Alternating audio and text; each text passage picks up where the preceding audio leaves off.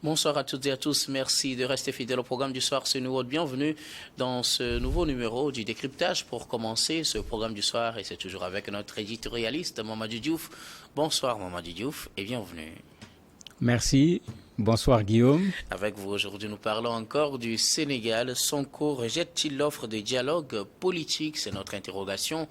Avec vous, la situation au Sénégal laisse place à des rumeurs et des suppositions sur l'avenir du dialogue politique tel que voulu par le président Macky Sall à la suite de l'annonce du report de la présidentielle initialement prévue pour le 25 février. Le président sénégalais Macky Sall a demandé ou a annoncé l'ouverture prochaine d'un dialogue national pour discuter avec tous les acteurs de l'avenir du processus.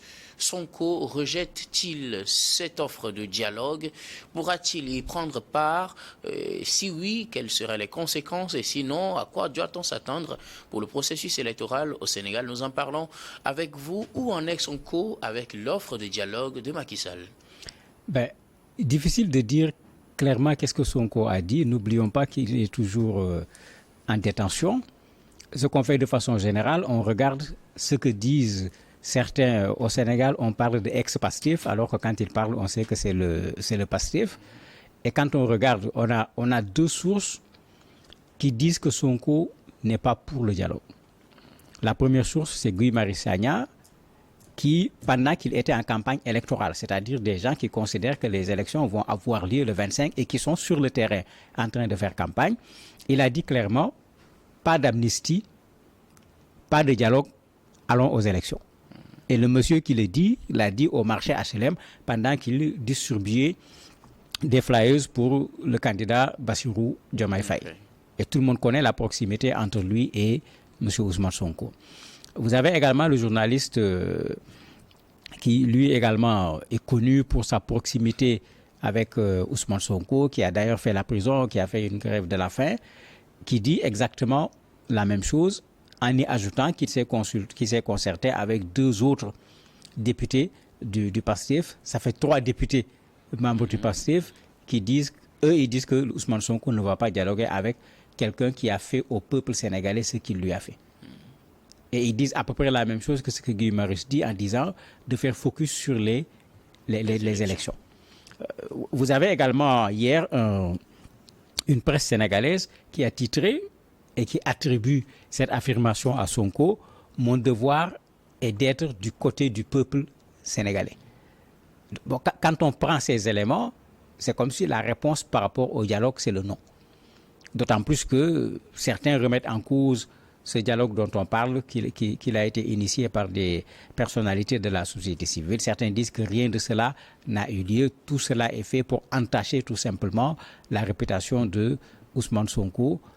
Il faut dire clairement qu'au moment où nous parlons, on est plus proche du non que du oui. On peut y ajouter le fait que M. Sonko appartient à la coalition Yewwi Askan Wi. Et au niveau de la coalition Yewwi Askan Wi, on ne parle pas de dialogue. Ils disent qu'on va aux élections et on va aux élections le 25. Au mieux, on peut accepter un arrangement technique. Alors que le dialogue se fait dans le cadre du report des élections.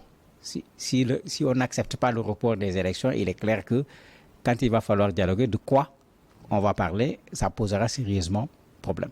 Le président Macky Sall, comme je le disais au début, avait appelé au dialogue après le report de la présidentielle. Le rejet de ce dialogue, quelles peuvent en être les conséquences? Mais il faut d'abord dire que c'est le président Macky Sall qui a créé son propre problème.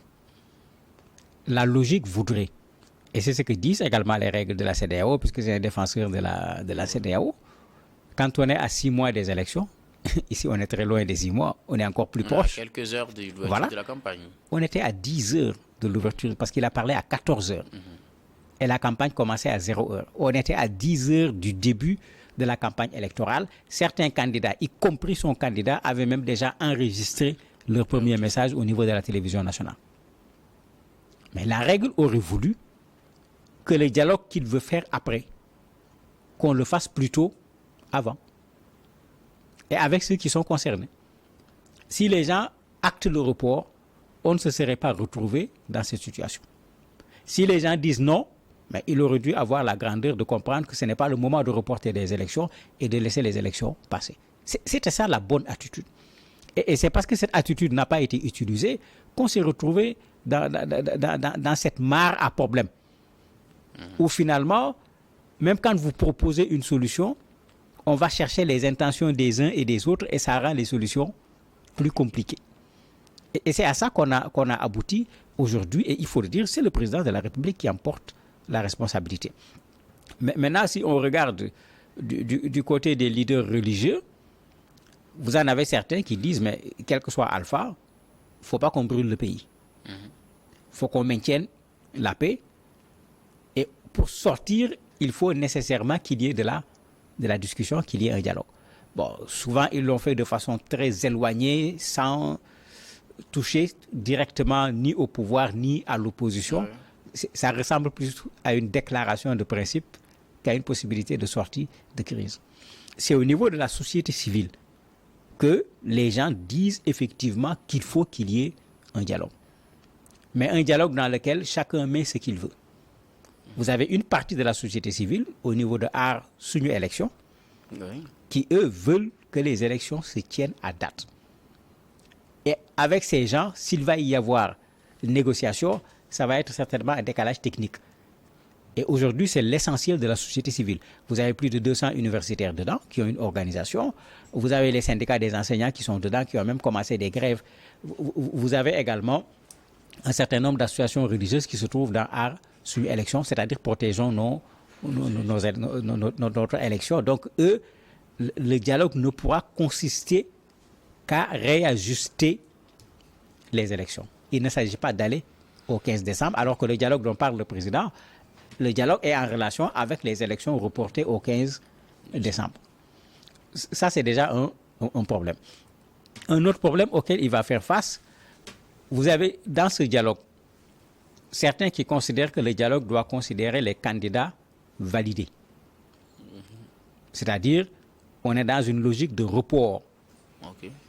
Donc, on reprend les mêmes, on remet les éléments techniques et on organise les élections avec les 20 candidats qui ont été validés par le Conseil constitutionnel. Vous avez d'autres qui disent non. Il y a eu trop de problèmes dans le processus électoral. Le dialogue doit prendre en compte l'ensemble des éléments qui ont posé problème, parrainage, etc. Et pour eux, ce n'est pas un report. On reprend à zéro le processus électoral, les parrainages, etc. Il y en a même qui se proposent qu'on supprime le parrainage pour dire jusqu'où ça peut aller. Ce qui veut dire que qu'est-ce qu'on met dans le dialogue, ça fait partie également des problèmes. Parce que si le président Macky Sall veut également que les gens répondent de façon un peu plus claire à sa proposition de dialogue, il faut qu'il y ait ce qu'on appelle des termes de référence, qu'on sache sur quoi on va dialoguer. Mais une chose qui va intéresser l'opposition sénégalaise, c'est qu'est-ce qu'on va faire du résultat du dialogue. Parce que plusieurs fois avec Macky Sall, des dialogues ont eu lieu, mais les résultats, il en a fait ce qu'il veut. Ce qui rend une bonne partie de l'opposition particulièrement méfiante. Un candidat même a dit clairement que ce n'est pas un dialogue, c'est un piège que Macky Sall tend à l'opposition sénégalaise. Donc vous voyez que le terme, il est là, dialogue. Mais le contenu, chacun y met son contenu, sans compter que vous avez des gens qui ont pris déjà une position claire de ne pas participer à ce dialogue. Alors, si on participait à ce dialogue, est-ce que cela permettrait de résoudre le problème? Ça dépend de qui va être au dialogue. Puisque c'est le premier problème qui se pose. J'avais dit ici, lors du dialogue précédent, organisé par le président de la République, que Yewwi Askan Wi, de façon générale, avait boycotté avec Sonko. Et j'avais dit il va y avoir un autre dialogue. Parce qu'on a laissé ici le vrai problème pour aller dialoguer sur des petits problèmes.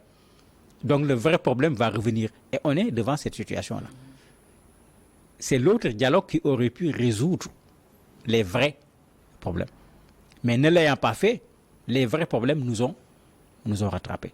Mais imaginez que dans ce dialogue, il y a eu Askan Wi qui a pratiquement 6 candidats, parmi les 20 candidats qui ont été validés, décide de ne pas aller à ce dialogue.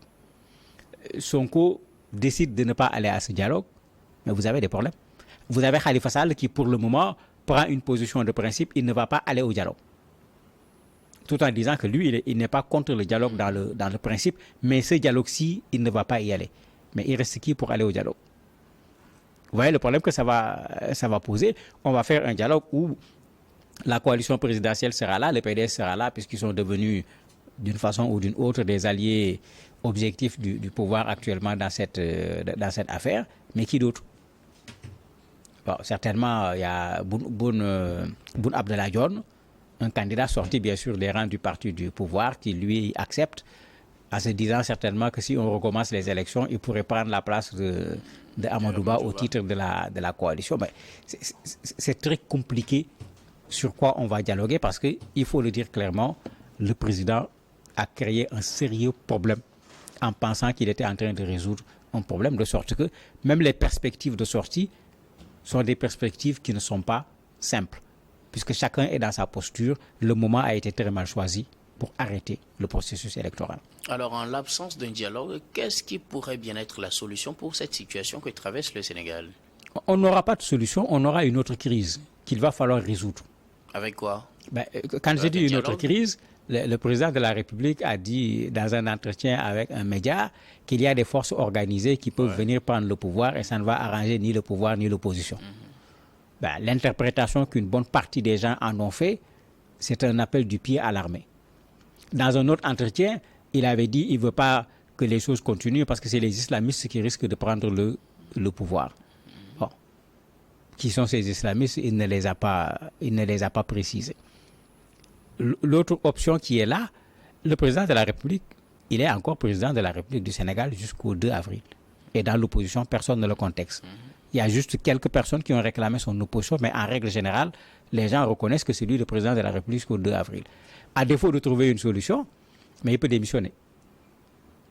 Il peut le faire le 2 avril, il peut le faire avant le 2 avril pour engendrer un autre processus où on va retourner au texte de la Constitution. Le président de l'Assemblée nationale prend pour 2 mois ou au plus 3 mois et organiser des élections. Mais en ce moment, on ne sera pas dans une perspective de dialogue. Ça peut être une porte de solution dans la situation où il devient impossible d'organiser un dialogue. Puisqu'il y a une autre solution qui est la plus simple.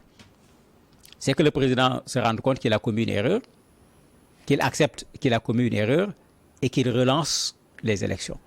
Mais beaucoup d'analystes sénégalais disent que ça ne lui ressemble pas. Alors, s'il relançait les élections, est-ce que les problèmes ne vont pas persister? Mais non, s'il relance les élections sur la base de ce qui était prévu avec les 20 candidats, c'est Karim Wade peut-être qui va crier « on est en train de faire les élections sans moi ». Puisque les autres avaient été éliminés depuis longtemps et il n'y a pas eu quelque chose d'extraordinaire par rapport à la contestation du fait que les élections allaient avoir lieu. Est-ce que Karim Wade et le PDS peuvent empêcher à des élections d'avoir lieu? Je ne le pense pas. Très certainement, ils ne seront pas d'accord. Ils vont essayer de mettre avec eux ceux qui ne sont pas d'accord avec leur posture. Mais ça, en fait, c'est une façon pour le président de venir lui-même régler le problème qu'il a créé, pour ne pas dire éteindre le feu que lui-même il a allumé. Parce que pour ça, il n'a pas besoin d'un dialogue, il n'a pas besoin de rencontrer quelqu'un. C'est lui qui avait convoqué le corps électoral, c'est lui qui a annulé la convocation, mais il peut convoquer à nouveau le corps électoral. Dans cet univers de flou, d'incertitude, quel avenir pour le Sénégal en ces temps où le pays devrait normalement se préparer à aller aux urnes pour le compte de la présidentielle? Il y a des discussions très intéressantes actuellement sur l'avenir du Sénégal. Et une des discussions, c'est la posture du président de la République. Puisque vous avez certains qui sont très rigoureux sur cette question-là, en disant il ne faut pas laisser passer, parce que si on laisse passer, un président de la République du Sénégal pourra faire du n'importe quoi. Et c'est pourquoi, même dans le dialogue, certains disent non, on ne peut pas faire le dialogue. On fait les élections. Et après les élections, il va falloir faire le dialogue. Et il faut réduire les pouvoirs du président de la République du Sénégal. Parce que c'est ces pouvoirs qu'on a mis à sa disposition qui ont mis le pays dans la situation actuelle. Donc ça pose un débat actuellement sur le régime présidentiel. Certains disent qu'il faut revoir les pouvoirs. Il y a trop de pouvoirs concentrés entre les mains du président de la République. D'autres reposent le problème de comment faire pour que l'indépendance des 3 pouvoirs soit une indépendance réelle, pas écrite dans les textes seulement, mais une indépendance réelle, que le pouvoir judiciaire, que le pouvoir législatif, que le pouvoir exécutif, que chacun puisse faire son travail en toute indépendance, puisque c'est ça le principe quand on parle de démocratie. Sinon, on ne s'en sortira véritablement pas. Donc, au-delà de la question des élections, par rapport au futur du Sénégal, vous avez certains qui se lancent dans une réflexion, vous avez d'autres qui interpellent les assises, parce qu'il y a eu des rencontres qui avaient regroupé une bonne partie de la crème sénégalaise. À l'époque, le président Wade avait refusé d'y participer parce que c'est lui qui était au pouvoir, qui avait fait les diagnostics des problèmes du Sénégal. Et dans les diagnostics, ils avaient raison. Et dans les propositions qu'ils avaient faites, de plus en plus, les gens ont tendance à dire retournons aux conclusions des assises, parce que les problèmes que nous rencontrons font partie des problèmes que les assises avaient voulu éviter à l'époque, et nous y sommes. Donc, il y aura très certainement un dialogue qui va dépasser un dialogue pour les élections du 15 décembre prochain, pour que l'avenir du Sénégal soit meilleur que ce qu'on est en train de vivre présentement. Mamadou Diouf, nous arrivons à la fin de ce numéro du décryptage. Que faut-il retenir de l'offre de dialogue politique de Macky Sall? Par principe, je ne suis pas contre les dialogues. Je le dis tout le temps, le pouvoir et l'opposition doivent pouvoir se rencontrer. La difficulté, c'est qu'assez souvent, chacun vient avec un agenda secret, et quand un dialogue n'est pas sincère, il devient inutile. Pour moi, le plus important, c'est que les gens trouvent une porte de sortie. Une des meilleures façons de le faire, c'est par un dialogue, mais un dialogue qui va être un dialogue d'abord sincère, et un dialogue qui va être fait sur la base des intérêts du Sénégal. Pas sur la base des intérêts de deux personnes ou de deux groupes de personnes qui dialoguent, où chacun va pouvoir faire en sorte de prendre ce qui l'intéresse dans la chose et puis on nous sert une conclusion. Que le dialogue se fasse dans le cadre de l'intérêt du Sénégal, ça pourra nous sortir de cette crise et après, le Sénégal pourra tirer les leçons de tout ce qu'on a vécu pendant ces dernières semaines. Merci beaucoup à vous, Mamadou Diouf, d'avoir répondu à nos questions. Merci également à vous, très chers téléspectateurs, de nous avoir suivis. C'est la fin de ce numéro du décryptage. Je vous retrouve tout de suite dans la suite du programme du soir et ce sera dans l'invité.